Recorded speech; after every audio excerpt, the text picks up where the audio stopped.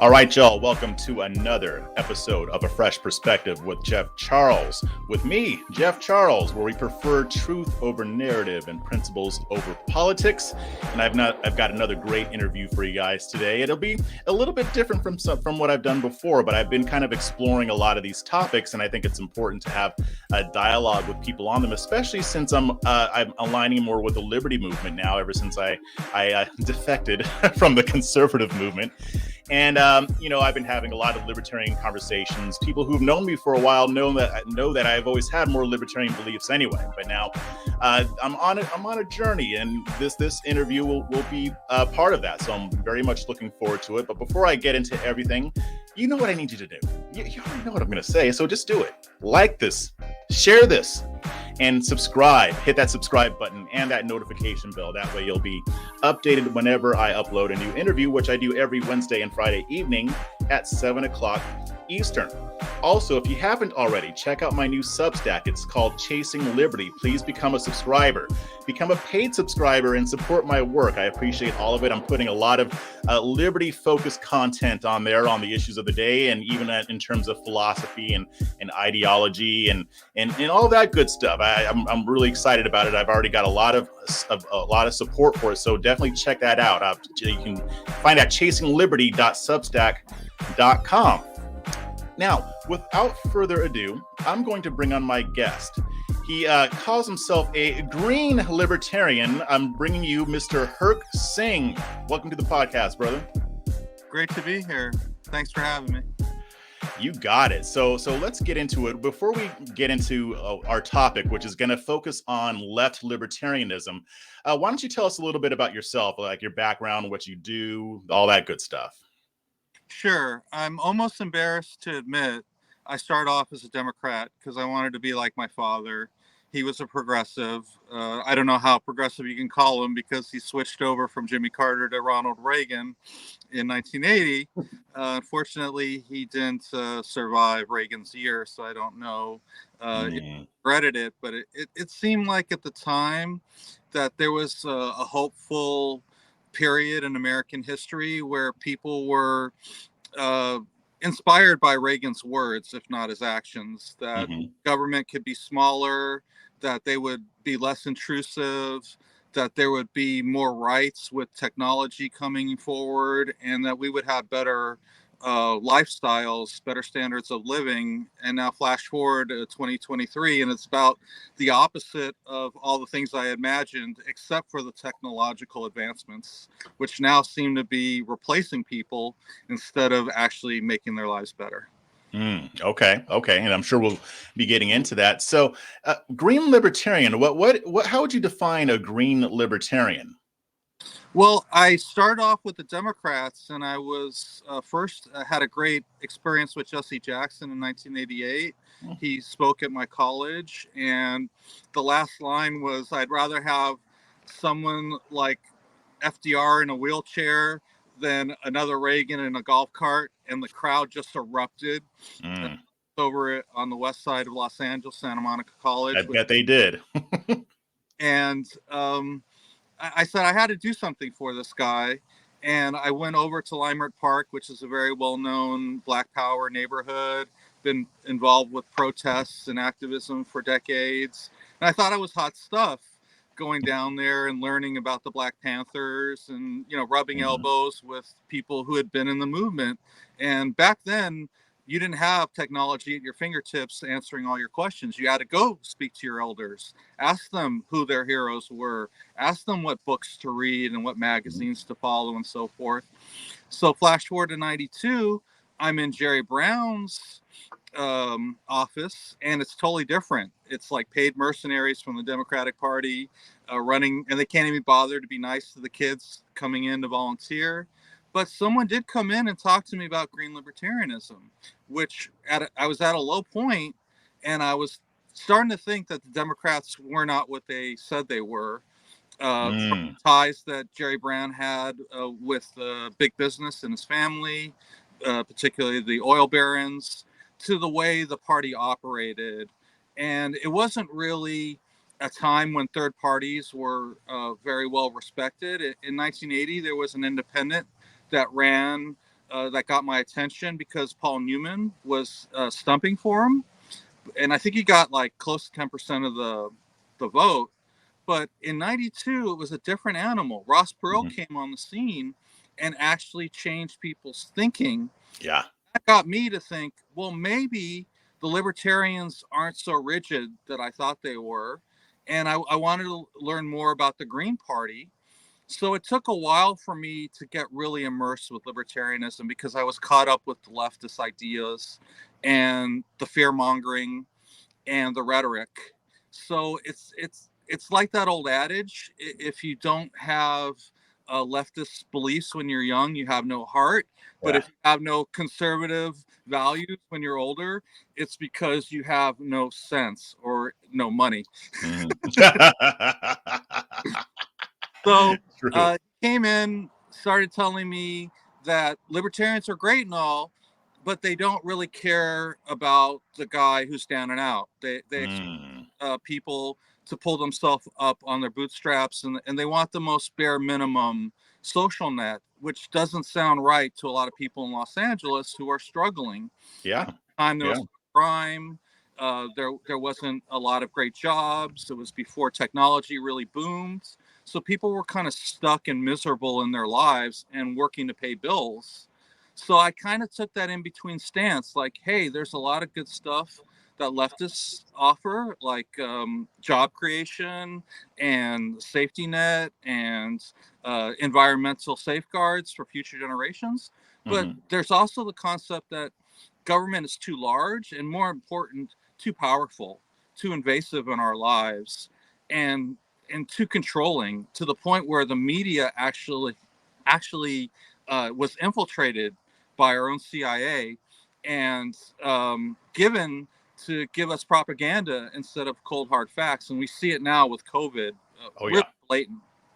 So that's how I got started with that. I gradually got interested in Ron Paul. So I realized that you could be a classic libertarian or a totally centrist libertarian and still have some safeguards. Like, he didn't believe in getting rid of Social Security just like that.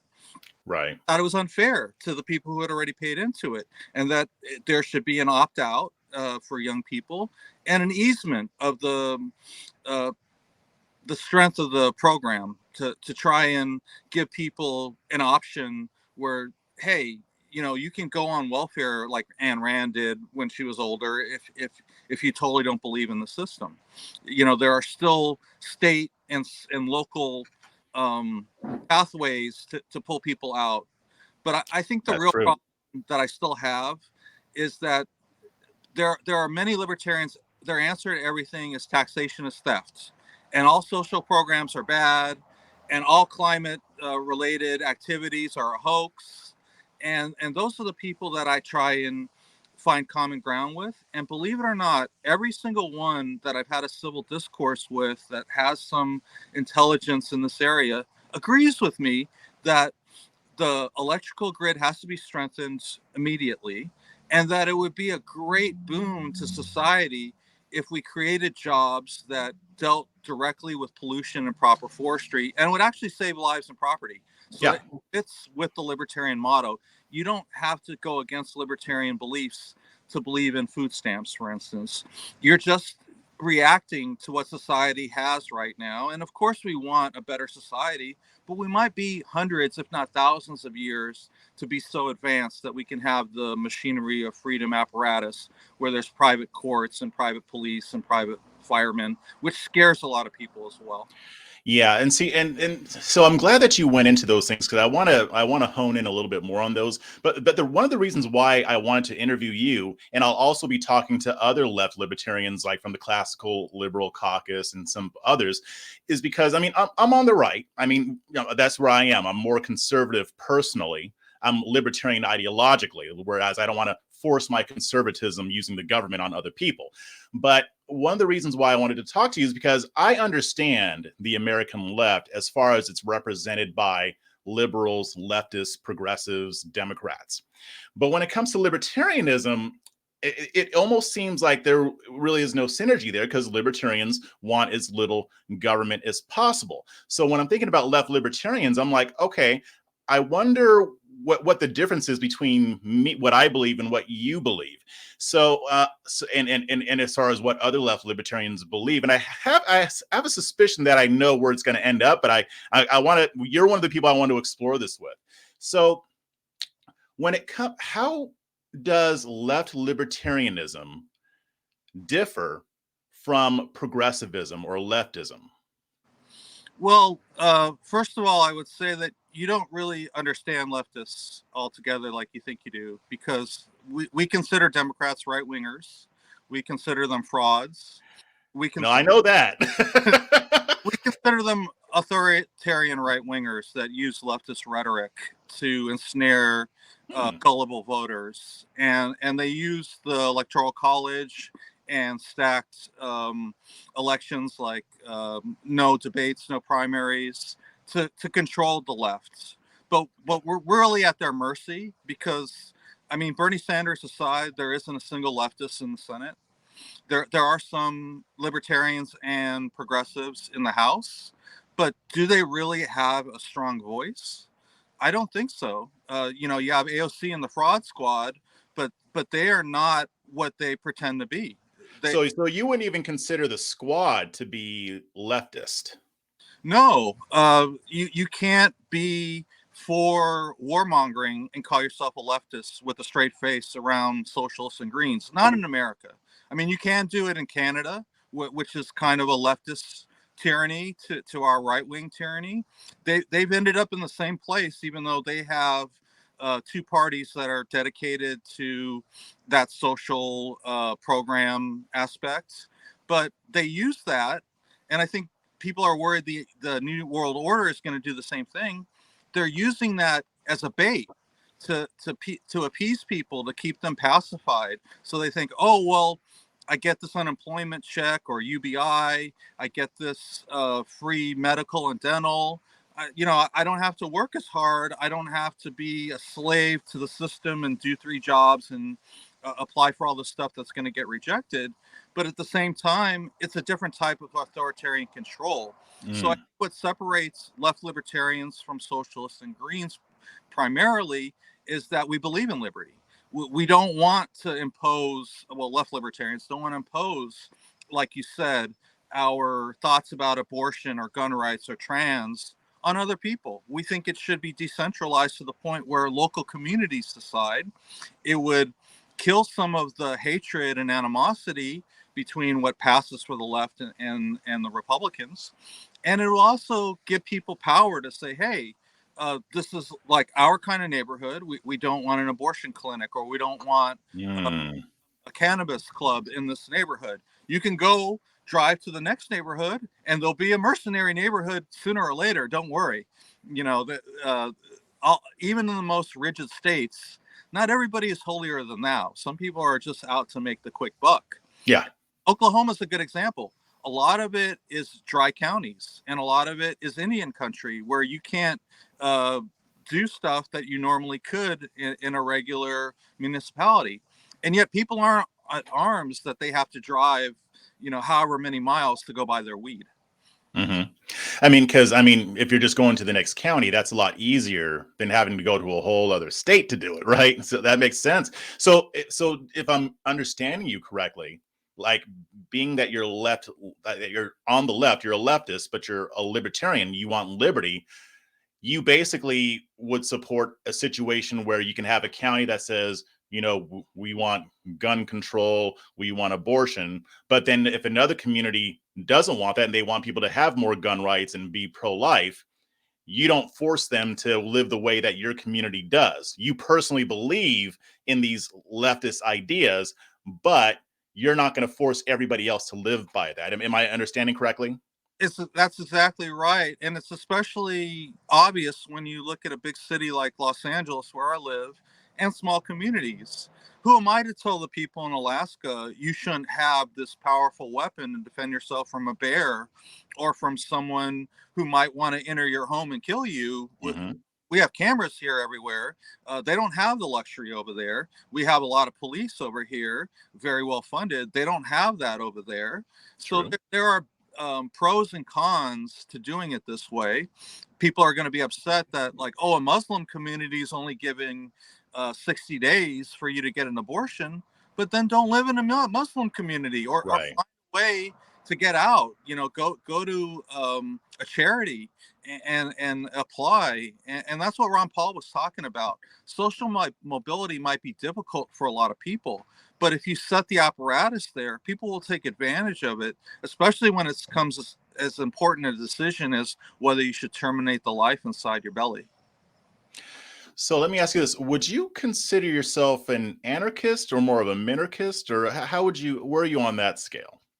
I do believe in some authoritarian principles. I don't think people can be trusted to police themselves, especially Congress and or the president's son.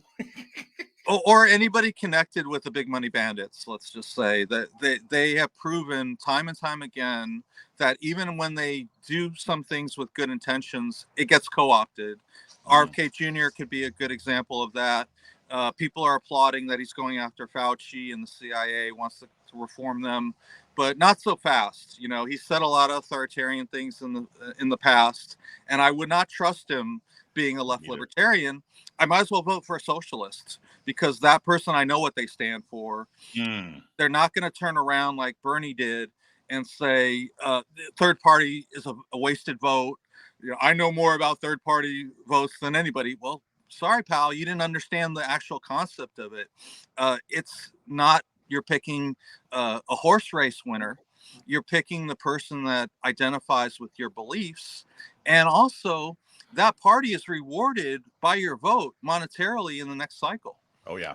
So they've set up a system where we're actually paying for their conventions, their offices, their secretaries, because of how many people vote for the two main parties. So that's why I came up with the hashtag vote against red and blue, no matter who. I know it sounds kind of disingenuous because I would not be voting for some Nazi, but in California, it's usually, a few choices. You got the Socialists and the Peace and Freedom Party, mostly. You've got the Greens, you've got a right-wing group called the American Independents, and you've got the Libertarians. And that's it for the presidential candidacy. So I want to ask you something, because this moment was just very interesting. I asked you whether you consider yourself an anarchist or a minarchist, and you mentioned that there should be some form of authoritarianism. I thought you were going to say because people have to be protected, criminals, murders, but you didn't. You went straight to politicians. You said trust. Actually, I don't trust people in general, not just politicians. Yeah, but it was just interesting to me that you led with that, because I didn't expect that at all. But your first reaction was like, yeah, because we got all these corrupt people in the ruling class, and we do have to have a system to hold them accountable. But I mean, I'm sure you also mean that for regular folks too. I mean, and so yeah, I just kind of wanted to get a gauge of where that was. So then let me ask you this. Someone will be up in arms, most likely, if they see that upstream is polluting their downstream. But when I tell people 40% of our rivers and lakes are too polluted for aquatic life, some of it natural, but most of it from big agriculture, golf courses, nuclear power plants, and so forth, they're not upset about that. They're not upset that there's 10% of our beaches are unswimmable. They're not upset that there's 6 giant garbage patches, one twice the size of Texas. So if there isn't an authoritarian figure that's like, hey, we need to mobilize. We can't have plastics in our bloodstream, 99% estimated Americans, plus the forever chemicals. That's unacceptable.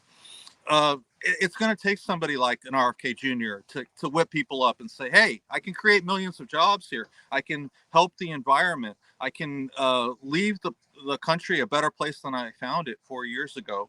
So I do think there's a place for authoritarian structure, but it has to be controlled and monitored and held to a very tight scrutiny, which is basically the opposite of the way our government works. It does the opposite.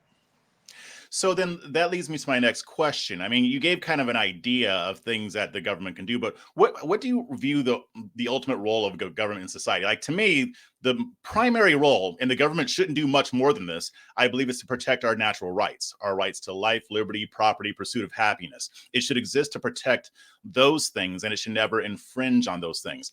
Beyond that, there's not a whole lot that I would want a governing authority to do, because the government that we have right now, I think it's ridiculous. I think the federal government needs to go. I'm with you. I want decentralization, but any governing authority that people like you and I choose to form, that should be the role.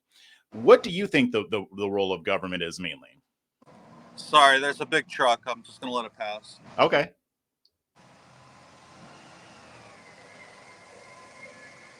Had to be a garbage truck of all things. So my answer is that there is a level of authoritarianism that's needed right now. Billionaires are not doing their fair share to create jobs and provide a stable environment. In fact, they're doing the utmost, a lot of them, to scam the government and put the burden on the taxpayer. Walmart's a good example. A lot of their employees are on government assistance. So, believe it or not, I'm all for making Walmart pay a high minimum wage, and Amazon and these other egregious huge corporations. But I don't want that to be small corporations or small businesses. I think that's where I could draw the line. And I know that sounds convoluted, like I'm riding the fence and I'm trying to play both sides, but that's how you build a broad coalition, especially if you're looking for an independent candidate. Somebody who can appeal to people who don't vote, people who are somewhat involved in anarchy in their mindset, but they don't really have an outlet to vote for somebody like that. I think it has to come from an independent, someone who's willing to say, hey, we need job creation. We need the Civilian Conservation Corps to do proper forestry and to clean up all the dead wood and the garbage in our natural environment, because the billionaires aren't going to see a profit in that. Why would they create a cutting edge nuclear power plant, for instance, when they have to ask for government subsidies? The last two took over 10 years longer than expected, and tens of millions overbalanced in the budget, because it's very complicated. So I think right now we need a direct investment by government in things like wave energy and geothermal, because they're too expensive. And also, it's too much power for someone like Bill Gates and a few other billionaires to not only have that much farmland, but to own the aquifers underneath it. And that varies from state to states. But some states allow industry to tap to the deepest aquifers, and that water isn't coming back. So that's a good example of why we need a federal regulation for that. Right now in Arizona, there's certain corrupt counties. They're allowing the Saudis to grow alfalfa and other crops. They're tapping the deepest aquifers, and it's causing so much environmental damage. It's causing fissures like it would on a fault, and the ground is sank 3 to 5 feet in these installations from all the water they sucked from the desert. And what's going to happen to those communities 50 years from now? They're going to be uninhabitable. And unfortunately, a section of the earth is going to be uninhabitable because we can't do what St. Greta wants us to. We're not. How dare you? Yeah, I'm really pushing her buttons if she would give me the opportunity, because she's living in a fantasy land. Yes, we technically have enough to last us to 2030, but we can't live in caves afterwards. There's going to be 2 billion cars on the road. Right now, there's like 1.4 billion cars on the road. China and India are growing exponentially. They're going to want, their middle class is going to want to have the same luxuries and gadgets that we had. We can't, as Americans, say, hey, you got to curtail your growth because of the environment. So the way I look, because they're not going to listen anyway. They're already not listening. A government that doesn't create jobs right now, especially with all the homelessness and strife over income inequality, that's not a really functional government. I mean, yes, it would be wonderful if there was so many millionaires and billionaires that they were creating an influx of jobs that immigrants had to come here. But really what they're coming in here is to pick the apples and to work in the factories and to do menial work, a lot of them. Not many of them are going to like stay and have a wonderful life because they came to America, I suspect. And I think there's a disconnect there, because in the movies you get this wonderful American dream, but you ride around with me on a bicycle through the alleys of Los Angeles, you'll see the American nightmare. Yeah, yeah. I'm originally from LA too, so I mean, even before things got as bad as they are now, it was still bad back then. I remember seeing a lot of it when I used to work in Glendale, and I used to commute every day, a couple hours from Rancho Cucamonga, and I would see a lot of it. I mean, now, and conservatives will make it sound like the whole city is like that. No, there are very nice parts of LA, just like there are very nice parts of every city. But the nightmare is a nightmare. I mean, you look at Skid Row, you're looking at like a third world country. But a lot of the things that you brought up, because I want to ask you about where you think the free market comes into play. Which, by the way, we don't have a free market. So, I mean, I can't even say that the way it is right now would solve the problem, because we don't really have a free market. But I think that a free market, would help to solve a lot of the things that you just said. I mean, especially with energy. You mentioned these companies can't build nuclear power plants, not because they're not the best forms of energy, not because they don't have the wherewithal to do it, but because the state won't let them do it. I mean, it's a political issue, and the government doesn't want them to build those. I would suspect that happens in a lot of areas where a free market could solve a lot of these problems. I'm not going to get to the safety net again yet, because I do want to talk about that. But I want to get a sense for where you think a free market would come into play with a lot of these things, rather than just relying on the government, because I suspect there are areas where you think that the government shouldn't be involved. Well, I think the profit margin is part of the problem too. It's like there's not enough incentive for people to put up capital when they're not getting an immediate return. And in fact, in some cases, the billionaires walked away from their nuclear power plants. So the taxpayer ended up paying through the tooth in the beginning with subsidies, and then they ended up paying the entire back ends because the state wasn't ready to mothball the plants, that it would have driven up costs. And I think that's primarily why the Green Party is hated all around the world, is because they don't understand the fundamental premise that you can't pass the costs on to the consumer. It's fundamentally wrong, and it's only going to make people more and more divisive in your policies. If you actually come up with technology like wave energy, like in Scotland and Oregon and Hawaii, that actually has brought it applications to the point where they're going to be surplusing energy in the future, well, that's something people might be able to invest in. But then when you look at the price tag and it's many billions of dollars, well, they can go buy a sports team or, some kind of lucrative business instead. So that's why I say there is a place for direct government investment in those areas where the profit margin isn't going to be met fully, and that people's needs are immediate, that you can't rely on the private sector to take care of everything. So there's a balance there. I don't think libertarians really want to hear that. I definitely know Greens don't want to hear it, because that means the more left you are, the more you have to compromise. And that's the way you build a broad-based coalition, is you move to the center. And the leftists don't want to compromise. They want to say, no, it has to be a full-on socialist or we're not going to engage. Well, you're just going to sit around complaining on your brand new cell phones while you shove Big Macs in your face and drive around the city looking for a better job. You're not going to get anywhere where you could be doing some real activism. Well, wait, we're talking about leftists here. They're not going to shove Big Macs in their face. They're going to eat like tofu or something, right? You're surprised. I go into these rooms and they're talking about how they love McDonald's and Chick-fil-A. And I'm like, how is it the Green Libertarian is condemning you and hasn't eaten fast food in over a decade, and you simps are, bending over backwards to supply the worst corporations in America your hard-earned money?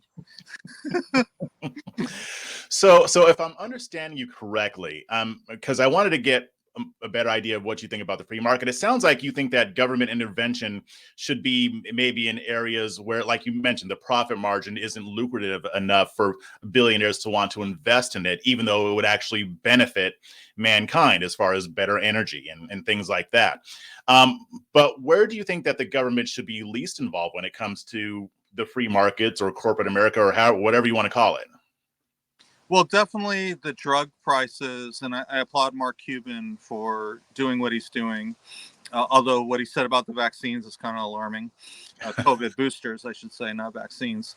But there are certain billionaires that are picking up the slack, that are trying to involve themselves in the ocean cleanup. We know Bezos' wife has dedicated her fortune while she's still alive. Mm-hmm. Different charitable causes and nonprofit organizations. We'll see if they actually do any good, if they're like these foundations, like the Clinton Foundation, where they're just cycling money through each other. That is alarming. But I would definitely think the medical industry and the prison industry is something the government should not be in bed with corporate power. That Mm-hmm. it should be separate to close scrutiny by the public, and that includes local communities, especially if they have a prison in their local community or something to that effect. The areas where things can get abused is the areas where government needs to be in play. The areas where, like, small businesses, well, I'll give you an example for COVID. In Los Angeles, we had the giant malls and the large grocery stores and department stores open, and we had all the small businesses closed. Yep. They had it ass backwards. Same here in Texas. It should have been, let's take care of the little guys. Let's make sure that they're following the guidelines, and would have been relatively easy to say, hey, you can only have a dozen people in your store. Everybody's got to stay, X amount of feet away from each other until you're ready to be rung up at the cash register, where there's a shield protecting the person working there. That would have been easy, I think, to accomplish. But like Naomi Klein said in her great work, which is a documentary and a book, The Shock Doctrine, there are always crony capitalists and disaster corporatists that are ready, whether it's a natural disaster or a man-made one, to jump on people's misery. And sometimes the libertarians are involved in that because they want to privatize everything. And I think that's a dangerous thing when you're privatizing social services like the fire department. I understand their reasoning that if they had a free market with the Postal Service, that the Postal Service would run a lot better. So actually, I would be for that. So again, I'm giving you a convoluted answer, but I think it's a case by case. And a lot of politicians don't want to go into nuances like I'm doing. They just want to get people in that 30-second soundbite. And I think they've become lazy, the voters and the politicians, and explaining to people, hey, here's a pragmatic platform, but it's going to take a little compromise from the people in the center and a whole lot of compromise from people on the far left. That's how you unite the left. Not this crazy stuff that we have to be ultra woke, which they've lost the meaning of it. It used to be you were woke, you understand that government was evil, that whether it was Republican or Democrat, it was the same jive. Now it's like, you're woke. Oh, you've got to be for the trans movement, or you've got to be ultra far left. It's been totally co-opted, like so many other things. I'm glad that you brought that up, because I've been saying that the actual term woke has been co-opted, and they're like, no, it means the exact same thing that it meant when the term was first coined. I'm like, no, it doesn't, and it doesn't. Like my friend Rock, I was on his podcast like a few years ago, and he calls it classic woke versus modern or current woke. I'm down with the classic woke. I'm down with the Malcolm X woke. I'm down with the Black Panthers woke. I'm not down with this woke right here. What's going on here? And even though the Black Panthers had political beliefs that I don't agree with, I'm not a socialist. Their definition is true. the government is evil. So, I mean, it's being awake to to how deep the government's corruption goes and how deeply it affects a lot of our communities. And I'm not even just talking racial, because it affects white people too. But it's just understanding what that means. And it's unfortunate that they've basically killed the meaning of that word. I might write an article about that soon. But what I wanted to ask you is, because when we talk about being libertarians, we want liberty, which typically means that we're leery of the government. Like you just said, the government's evil. So, and I think that's one of the reasons why you might think your answers sound convoluted. I don't think they do, because I think a lot of these issues require a lot of nuance. And that nuance is missing from Team Red and Team Blue. It seems like the only place I can get some nuance is talking to other liberty-focused people like yourself, even though we have differing ideas. So if you view the government as evil, which you and I both agree on, there has to be somewhat of a tension there, especially when you're talking about the safety net that you brought up, welfare programs. So my question is, well, I have two questions about that, but I'll ask the first one first. How, in your mind, being a liberty-focused person, but on the left, how do you resolve the fact that you're okay with the government being involved in that aspect when it comes to the safety net? At one point, Hemingway wrote Fitzgerald about writing in the movie business, and Fitzgerald was down on the whole medium and was disgusted with himself for having positioned himself where he had to be mercenary and take that money.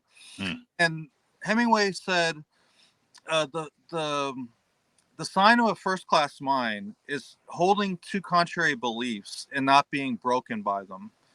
So I think that's the trick of being a green libertarian, is that, yes, I want a strong FDA, making sure there's no plastics being fed to the pigs. And in fact, we have the opposite with the EPA. In Reagan's time, they started appointing people that had been polluting to teach other people in the industry how to be better polluters. So the function didn't get served, but the apparatus is still valid. In my point, I do believe in the APA. I do believe in the FDA. Do they do some really egregious stuff? Sure, but if we actually held our politicians and government groups accountable, then we'd have a different story. Look at the French. When they have a problem, they take to the streets or they go on strike, and people are upset. Oh, I can't, go take the train, or I can't get my post, I can't get my check or whatever. But they understand that if they don't stand up in solidarity with one another, the government and the corporate powers are going to be in collusion to take their rights away. So I think that's what's missing in America, is we don't have that backbone. And we don't have that social context that says, hey, forget about being left, right, and center. Forget about being woke or fascist. Here's something we all agree in. Freedom, liberty, the ability to vote these evildoers out of office. That's a basic freedom that we're lacking. See, for me, I would rather that the federal government doesn't exist or be stripped down to the point to where it's basically nothing. But I take your point, because you're right. We don't hold our people accountable. I mean, the French will get out in the streets and riot, protest, or whatever. But nowadays, the only time you see riots, it's only one side doing it, and it's against government abuse, whereas the other side is okay with that government abuse. Or if they're not okay with it, they're not mad about it to the point to where they're willing to join those folks and say this isn't right. So I could see how your thinking is, if we actually came together against our government, then we could have these federal agencies that exist that are less corrupt. Now, I'm skeptical of that, honestly. I think they'll find another way to be corrupt. But I'd still take your point, because it's not like it's really been tested recently. I mean, it's like the last time that would have been tested would have been the Revolutionary War. We haven't, and I'm not saying that we need to run around shooting politicians. Don't know anybody watching this. I'm just saying, you don't see unrest like that. People aren't willing to get out of their seats and take to the streets unless the media tells us to, or implies that we should, because of an act of police brutality, which again, we should. When the government abuses its authority, we should do it. But we don't do it in other areas. Why do you think that is? We are an ignorant people. We are an apathetic people. We are spoiled brats. We are ignorant to the point where a large percentage of the people graduating high school don't have basic reading proficiency and can't do basic math. Mm, So you can't really ask them to come to a protest and put their ego aside and say, hey, this is for the greater good. Don't loot. Don't act out. Don't be violent. Don't give our enemies any ammunition. They're gonna behave like they were brought up to do, right? Run around like headless chickens, angry at the world. And I used Greta as an example earlier. I'll use her again. She doesn't understand that human beings are evil. We all have some evil inside of us. Yes, there are sure. some saintly characters that maybe never had an evil thought, but they're a rarity. Uh, Most of us are selfish to some extreme, and that comes out in voting a lot.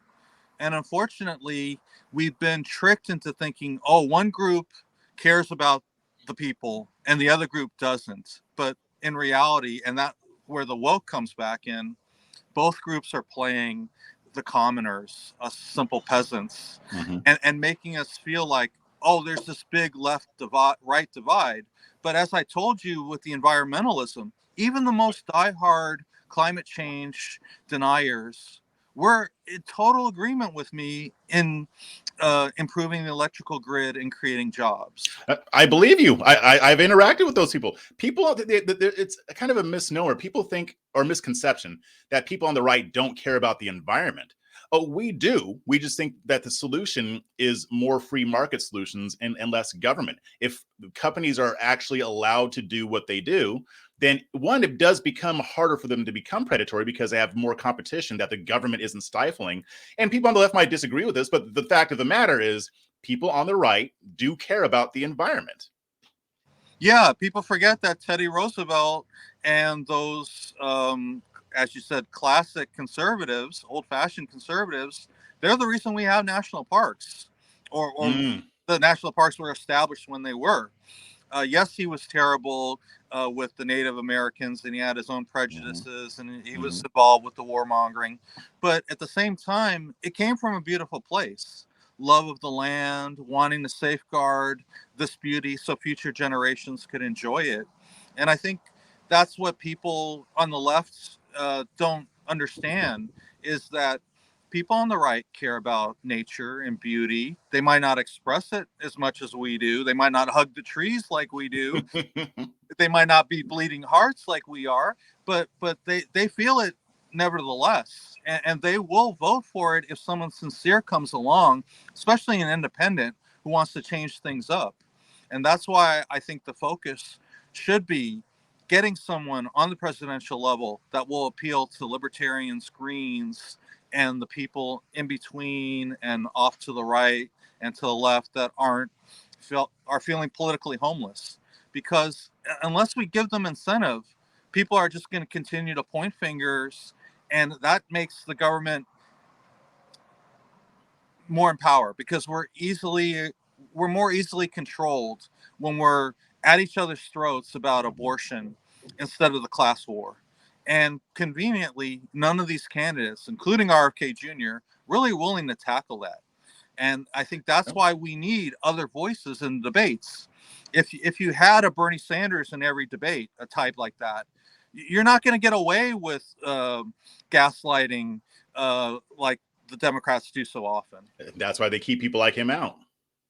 And the same thing with the Republicans. If you Yeah. have a Thomas Massey, he'll say, "Hey, uh, I despise this character Adam Schiff, but you can't do something unconstitutional and get me to vote for it. I do have principles, unlike a lot of my fellow brethren who will just vote along party lines." Yeah, he puts principles over politics. That's my motto. I mean, I respect that. Yeah, I mean, I don't agree with everything he has said and done, but I like that he stands on principle. It's about principle for him, and not for about party. Um, but what go. even going into the culture wars and things like that, like we talk about transgender and members of the LGBTQ community, we talk about social justice, racial equality.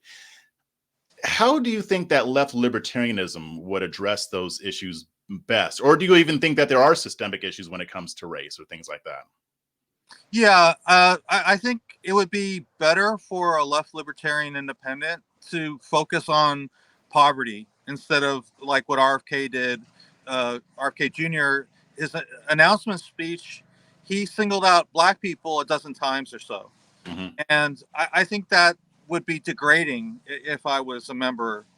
I'm a person of color, but I don't call myself black. I'm part Indian, part Latin. So I think there's an ability to see through the bullshit that independents can do that a party person can't. And even a libertarian or a green, they're very tied into their platform. And a lot of them don't want to compromise. So you get one group saying taxation is theft, and you get the other group saying more social programs. And then we have a beer commercial mentality to a debate instead of actually finding common ground, like I was talking about, where we can build upon strengthening the electrical grid. We can build upon creating environmentalist jobs. But people don't want to actually address those binding commonalities when they can make money, especially the media, by the divide. Yeah. Yeah.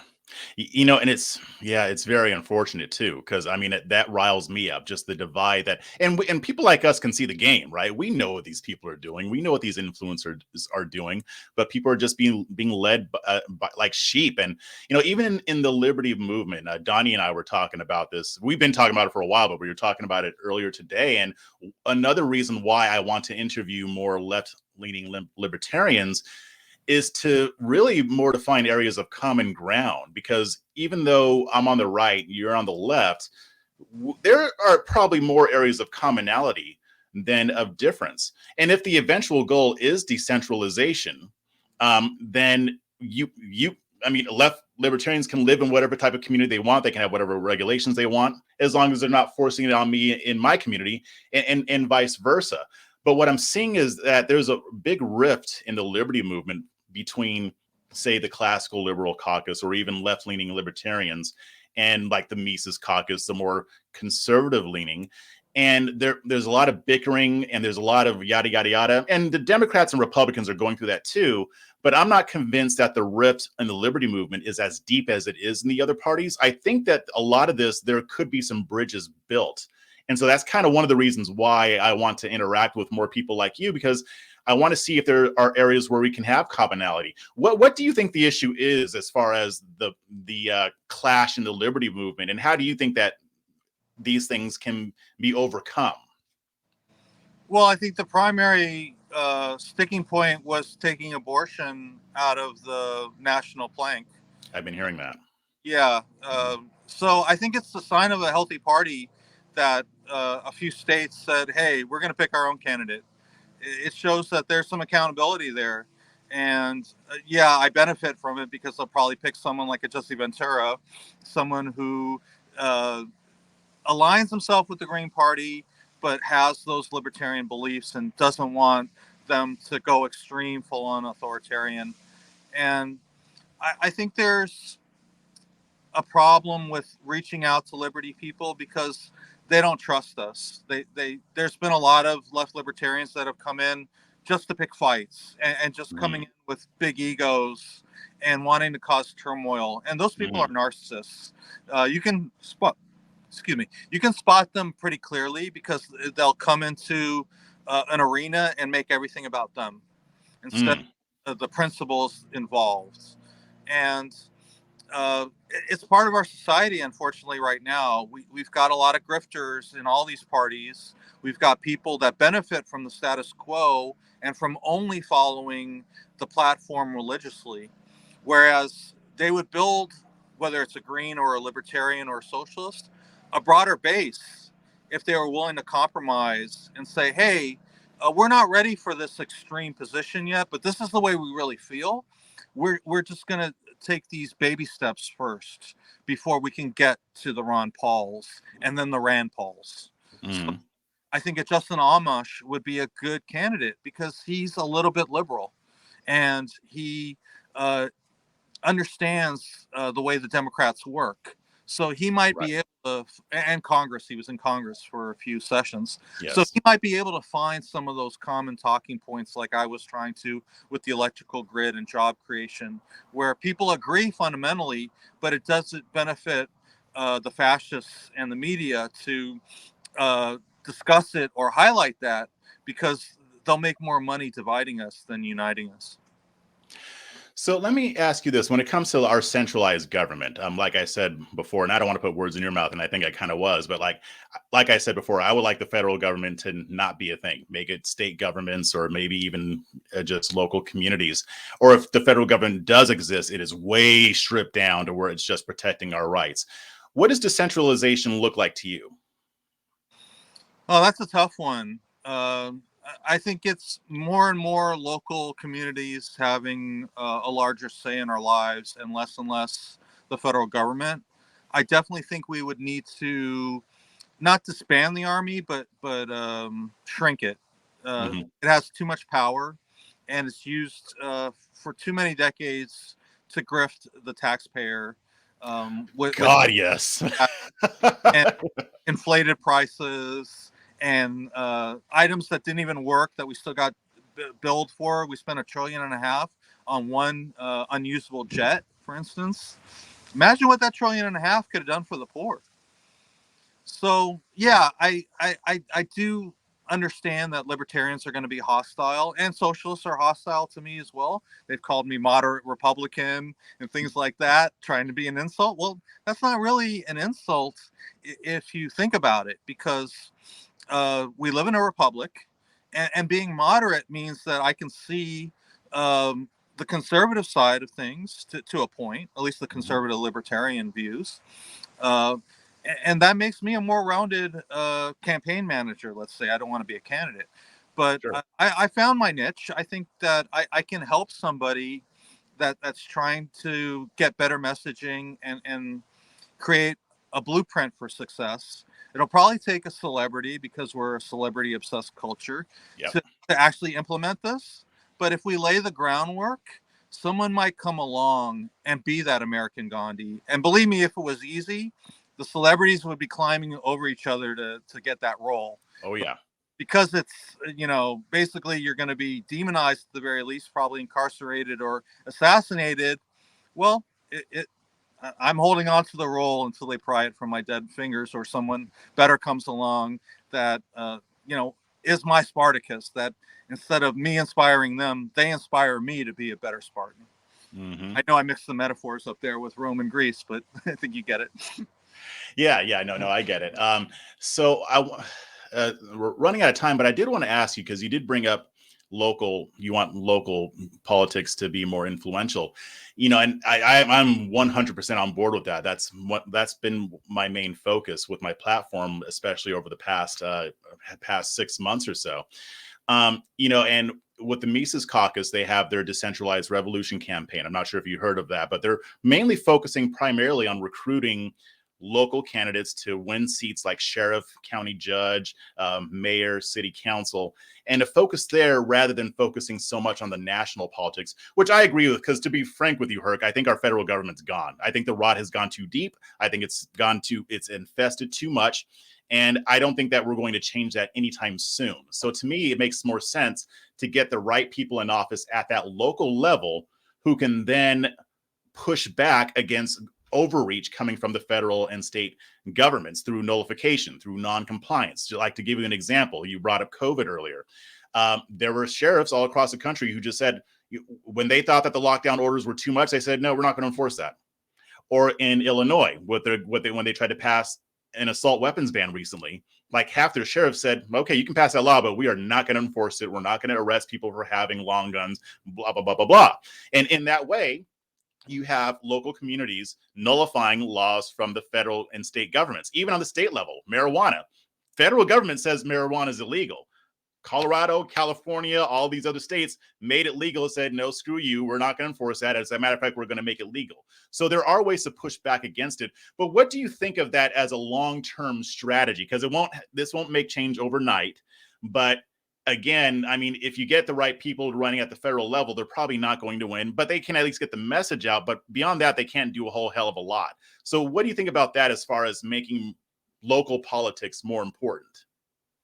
I think it's a saving grace for the Mises Caucus because they, let's say, had a hostile takeover and burned some bridges, Yeah. and made it so people like me were felt unwanted in their party. Mm. And I'm curious to see what the effect will be on the Libertarian Socialist Caucus, whether they'll actually have a voice in the convention. But I think the game plan is solid because libertarianism appeals mostly to a local candidate, not to a national candidate at this point. We're too powerful a nation. We have our fingers in too many pies. There's so much corporate power that, as I said, it would take baby steps to dismantle it. And basically, their national presence is winning hearts and minds, not actually like coming up with a suitable platform, in my opinion. And that's why you get a Joe Jorgensen. When my left libertarian colleagues were writing her, asking her what's the energy plan, why is she just saying nuclear energy and leaving it at that, she said she couldn't be bothered to discuss individual issues with them. That's not going to win you hearts and minds. Oh. And they couldn't show up to the junior debates. I know they're in third place in terms of how many voters they are, and they're probably worried that people on the fence like me will vote green or some kind of left-leaning independent. But you got to stick your neck out there. You got to actually take risks. And I don't see them doing that on a national level. I haven't seen a single candidate other than Ron Paul really resonate with the masses. Yeah. And until somebody with some charisma comes along, and I'm sorry, we're geared towards pretty faces and perky boobs. You're right. Until someone like that comes along and wakes people up or gets them intrigued by their looks or their voice or their content of their character, they're in a losing battle. So you're saying we need a libertarian Obama is what's going on. I think we need a Donnie that's willing to like show some cleavage and not be afraid to use her sexuality for manipulative purposes. Because let's face it, if Hillary Clinton looked like Tulsi Gabbard, we'd have our second term of Shillery right now. Yeah. I really wish I could argue with you on that, but I can't. You're right. I mean, that's so pathetic. But before we sign off, and this was great, we got to do this again because there's a lot more that we can talk about. But why don't you let everybody know where they can find you? Well, I haven't been doing much blogging, as I mentioned earlier. It kind of went away with Google Plus. So I went on Twitter Spaces. I made friends with people like you and Donnie. I've been trying to host different spaces. So I'll have sometimes like my friends from the Conservative Political Forum come in and give some different perspectives. I have a group of critical thinkers. I did it like a class format where I would sometimes lecture or play some clips at the beginning, and then we'd have a full-on roundtable discussion. I don't believe in free speech. I believe if you're a narcissist, you get bounced out with extreme prejudice. Well, yeah, but you don't want to lock them up for it, right? Well, there are open chats where I'll give people a chance, but for the most part, I control the conversation. So, that's fine. That's freedom of association. Yeah. Don't be discouraged, people, if you come in and it takes you a while to get my attention. There are certain people, I see their profile and I immediately say, oh, I want to be friends with this character. But usually it's sketchy people, and I'm like, why do they want to talk to me? Well, they've been in here 5 minutes. They're already like asking for a mic. So Twitter Spaces is a hit and miss kind of thing. Mm-hmm. I'm going to start, instead of focusing on anti-duopoly activism solely, I'm going to focus on the global freedom movement because of the upcoming election is going to make things much more toxic for those of us who don't vote for the red or blue team. and I want people to piggyback off what happened with the trucker convoy and acknowledging that about 30% of us refused the jabs, the COVID boosters. So I know like 3 in 10 people are still human. That that and the people that regret it as well.